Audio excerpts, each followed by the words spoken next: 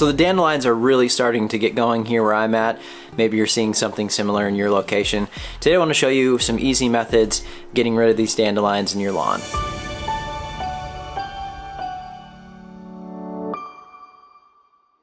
So despite the dandelion farms that's sort of behind my property and some of the other ones in the area, I don't have too much of a problem with dandelions just because I've been taking care of my turf properly, doing the maintenance things that I need to do throughout the year in order to create a healthy turf, create one that's thick, and that for the most part is going to shade out most of those weeds that are going to happen. Now even my yard, I find just a few here and there in the early springtime here where we're at. So for my yard, it could be possible to just pull these by hand. If you have only a few here and there, that may be an option for you to use. So there's many different tools out there as far as manually removing these dandelions that you can check out. If that's something you're interested in, then you can definitely try that. One thing that I will notice with pulling them manually is sometimes it's hard to remove all of that actual root system. They can go pretty deep into the ground. So if you don't get rid of everything, then you may have thought that the plant was gone, but it may come back again. I know though for some of you, manually pulling them would be a perfect option. So let's talk about some other options though as far as spot spraying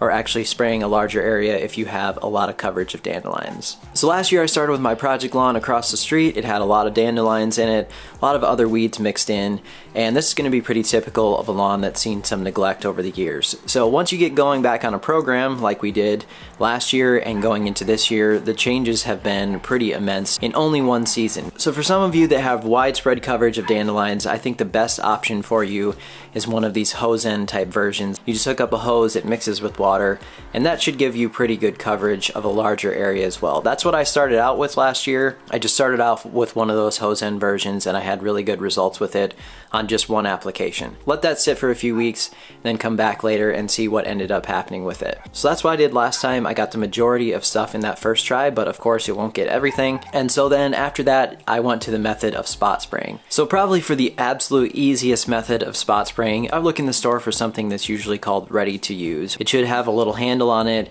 that you can spray, or it should just have a nozzle on the top that you can spray. And if you're only wanting to spot spray weeds and you just have a few here and there that you want to spray, that's the easiest method because you can just grab this, spray it right out of that thing. You don't have to do any mixing. You don't have to worry about having a sprayer or any of that stuff. Make sure that you are reading your label for your grass type.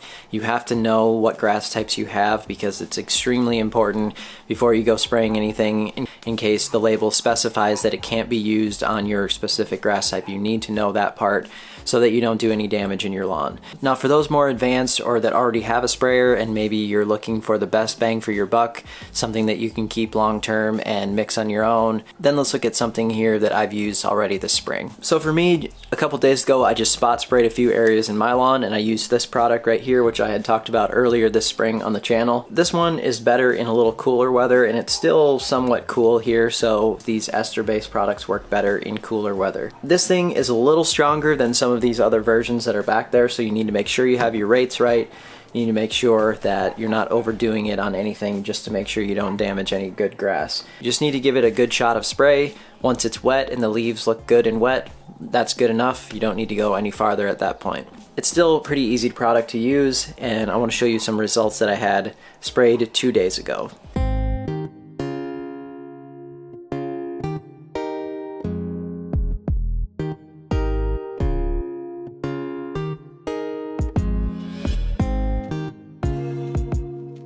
You can continue to spot spray over time, and like I said, the more that your grass gets healthy, the more that you're keeping up with a program and mowing properly as well, then you're going to see a lot less weeds once things thicken up. And for a yard like mine, I rarely have to do much spraying at all except for maybe a few spots here and there, which if I can pull those by hand most of the time I will do that. Alright, so I'm doing this on purpose today, but I wanted to show you a lineup of these products that I have and sort of go over how you can easily make a mistake with these, and then I'm going to show you an example of what that mistake can actually do to your lawn. So most people would think, okay, all these are in the same area of the store, they have to be exactly what I want. They pick up a bottle, they start spraying, or maybe it's even a version that already has a little spray nozzle on top. But here's one problem. This thing right here, without paying too much attention, you might think is just like the others. However, it is not. And the key term right there is weed and grass killer. So what happens is people grab that often and they're not quite paying attention to the label. They start spraying, and in a few days you end up with this.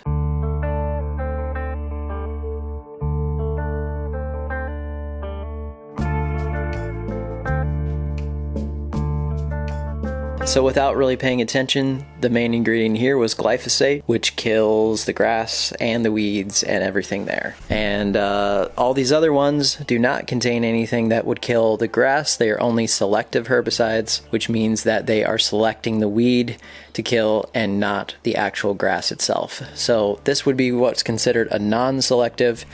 It's not being selective as to what it kills when you spray it on there. Grass, weeds, everything is going to be dead, and then you got a problem on your hands. So as you can see here, there's some easy methods on getting rid of dandelions, and there's a few options available for you as well. Hope this video was helpful for you. Thanks so much for watching. We'll see you next time.